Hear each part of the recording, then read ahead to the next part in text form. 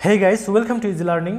आजकेर भिडियोते history of English literature थेके मिडल इंग्लिश पिरियड एवं द एज अफ चौसार এই দুইটা পিরিয়ডের সমস্ত গুরুত্বপূর্ণ পয়েন্টসগুলো নিয়ে আলোচনা করব। আমি চেষ্টা করব হিস্ট্রি অফ ইংলিশ লিটারেচারের প্রত্যেকটা অধ্যায়ের প্রত্যেকটা পিরিয়ডের সমস্ত গুরুত্বপূর্ণ পয়েন্টসগুলো ধারাবাহিকভাবে দেওয়ার জন্য স্টেপ বাই স্টেপ আমি ভিডিও তৈরি করে দেব। তোমরা সম্পূর্ণ কোর্সটি কমপ্লিট করবে। আজকের ভিডিওটা হচ্ছে পার্ট 2। পার্ট 1-এ আলোচনা করা হয়েছিল ওল্ড ইংলিশ পিরিয়ড অথবা অ্যাংলো স্যাক্সন পিরিয়ড, অর্থাৎ 450 থেকে 1066 সাল পর্যন্ত সময়ের আলোচনা করা হয়েছিল। প্রত্যেকটা পার্টের লিঙ্ক তোমরা পেয়ে যাবে ভিডিও ডিসক্রিপশনে এবং history of English literature play লিস্টে। সেখান থেকে তোমরা ধারাবাহিকভাবে পার্ট বাই পার্ট ভিডিওগুলো দেখে নিবে। তো চলো আজকের পার্ট শুরু করি। আজকের পার্টে থাকবে মিডল ইংলিশ পিরিয়ড এবং দ্য এজ অফ চসার, এই দুইটা পিরিয়ডের সমস্ত গুরুত্বপূর্ণ লিটারেরি ওয়ার্কস এবং সমস্ত গুরুত্বপূর্ণ পয়েন্টসগুলো নিয়ে আলোচনা করার চেষ্টা করব।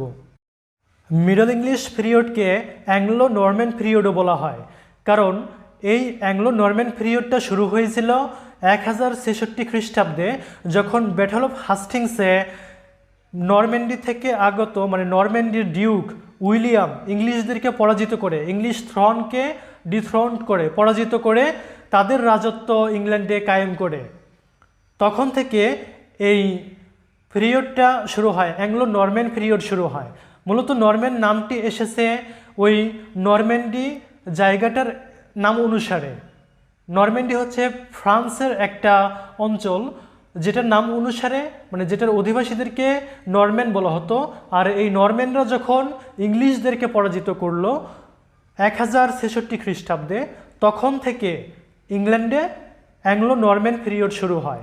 আর এই পিরিয়ডটা চলেছিল 1350 সাল পর্যন্ত, অর্থাৎ মিডল ইংলিশ পিরিয়ড অথবা অ্যাংলো নরমান পিরিয়ডের ডিউরেশন হচ্ছে 1066 টু 1350। অ্যাংলো নরম্যান পিরিয়ডের একটা গুরুত্বপূর্ণ বিষয় হচ্ছে এই যুগে আপার ক্লাস যে সোসাইটি ছিল তারা ফ্রেঞ্চ ল্যাঙ্গুয়েজে কথা বলতো, আর সাধারণ মানুষেরা উপভাষায় কথা বলতো। দুইটা উল্লেখযোগ্য উপভাষা হচ্ছে নর্দার্ন ডায়ালেক্ট এবং ইস্ট মিডল্যান্ড ডায়ালেক্ট। যেহেতু সাধারণ মানুষেরা লিখতে পড়তে জানতো না, তাই তাদের জন্য লিটারেরি পোরশনে বা সাহিত্যিক অংশে তাদের জন্য ছিল কিছু সংস এবং ব্যালেজ। আর একটা সবথেকে গুরুত্বপূর্ণ ব্যালেজ হচ্ছে গেস্ট অফ রবিন হুড। এই যুগের বিখ্যাত কবিদের মধ্যে রয়েছে Geoffrey Monmouth, Wace, Layamon, Orm, এবং বিখ্যাত লেখনীর মধ্যে রয়েছে রাইটিংসগুলোর মধ্যে রয়েছে ওরমালাম, ফিউরিটি, sir Gawain and the green knight. এছাড়াও রয়েছে owl and the nightingale. Middle English পিরিয়ডের আরও একটা লক্ষণীয় বিষয় হচ্ছে এই যুগে দুইটা পৃথিবী বিখ্যাত বিশ্ববিদ্যালয় স্থাপিত হয়েছে। অক্সফোর্ড বিশ্ববিদ্যালয় যেটা স্থাপিত হয়েছে 12 শতকে, আর ক্যামব্রিজ বিশ্ববিদ্যালয় যেটা স্থাপিত হয়েছে 13 শতকে, 13 শতাব্দীতে। এরপর চলো দেখি দ্য এজ অফ চসার এর গুরুত্বপূর্ণ বিষয়গুলো কি কি আছে। দ্য এজ অফ চসার শুরু হয় চসারের যুগটা শুরু হয় চসারের বর্ণের সাথে সাথে 1340-তে। চসার জন্মগ্রহণ করেছিলেন 1340 সালে।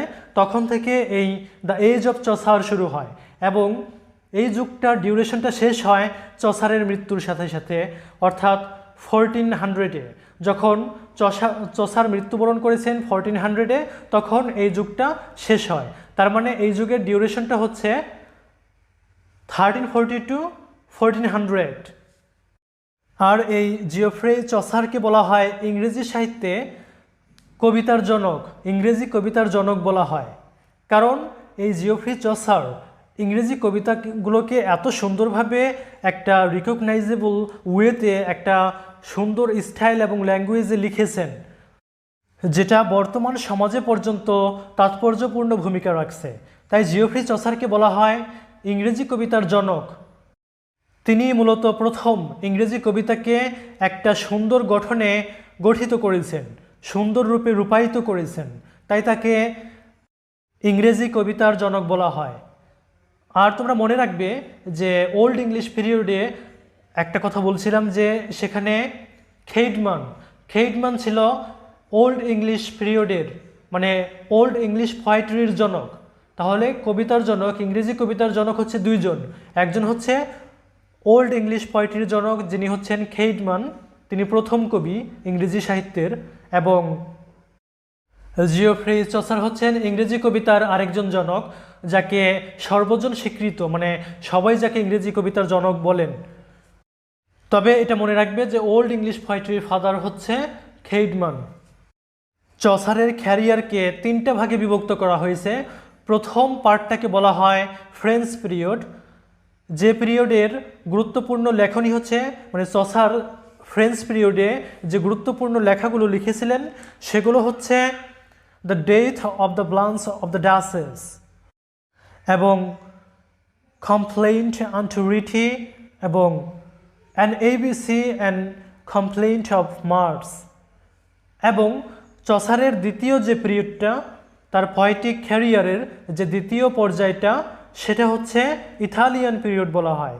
যে পিরিয়ডে তিনি যে কবিতাগুলো লিখেছিলেন, যে লেখনীগুলো লিখেছিলেন, তার মধ্যে অন্যতম গুরুত্বপূর্ণগুলো হচ্ছে the parliament of fowls, the house of fame এবং ট্রয়লাস অ্যান্ড ক্রাইসাইড।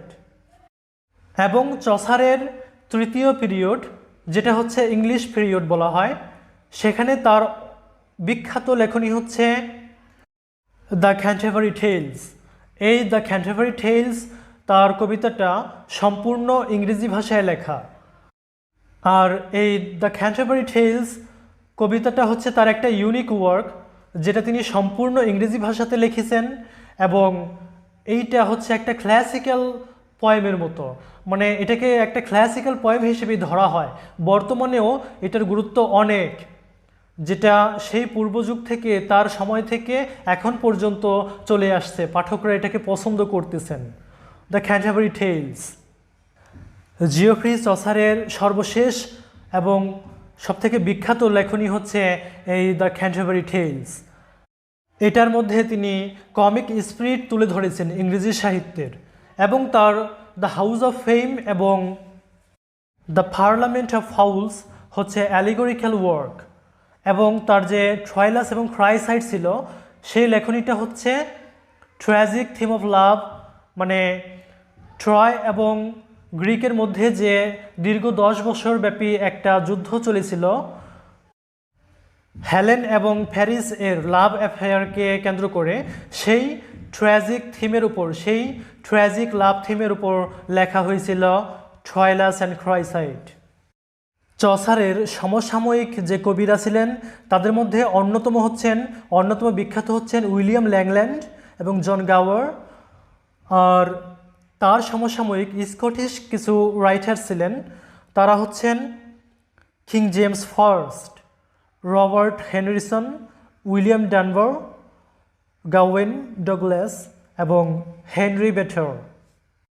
চসারের এইজের বিখ্যাত প্রোজ রাইটার ছিলেন জন উইকলিফ ল্যাটিন ভাষায় লেখা বাইবেলকে ইংরেজিতে ট্রান্সলেট করেছিলেন।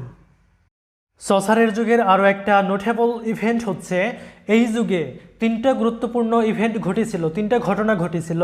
একটা হচ্ছে দ্য 100 Years ওয়ার, যেটা ঘটেছিল 1337 থেকে 1453 সালের মধ্যে ইংল্যান্ড এবং ফ্রান্সের মধ্যে, যেটা 100 Year ওয়ার নামে পরিচিত। এবং দ্বিতীয় ঘটনাটি হচ্ছে ব্ল্যাক ডেথ। এই ব্ল্যাক ডেথটা কি? এটা হচ্ছে একটা প্যান্ডেমিক, বিশ্বব্যাপী একটা মহামারী হয়েছিল, একটা প্লেগ, যে মহামারীতে 1/3 লোক মারা যায়, ইউরোপের 1/3 লোক মারা যায়, যেখানে সায়েন্স ব্যর্থ হয় এই মহামারী ঠেকাতে। সেখানে আনুমানিক 75 থেকে 200 মিলিয়ন লোক মারা গিয়েছিল। এই ব্ল্যাক ডেথ বা মহামারীটা হয়েছিল 1346 থেকে 53 সালের মধ্যে, মোস্ট প্রবাবলি ইয়ারটা হচ্ছে 1348 সাল। এবং আরও একটা লক্ষণীয় ঘটনা হচ্ছে ফিসেন্ট রিভোল্ট বা কৃষকদের বিদ্রোহ, যেটা হয়েছিল 1381 খ্রিস্টাব্দে। এই ছিল মোটামুটি মিডল ইংলিশ পিরিয়ড এবং চসারের এইজ।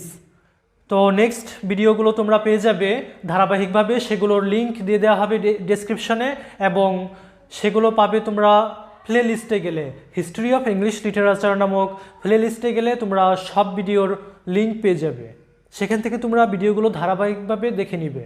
ধন্যবাদ সবাইকে এতক্ষণ পর্যন্ত সাথে থাকার জন্যে।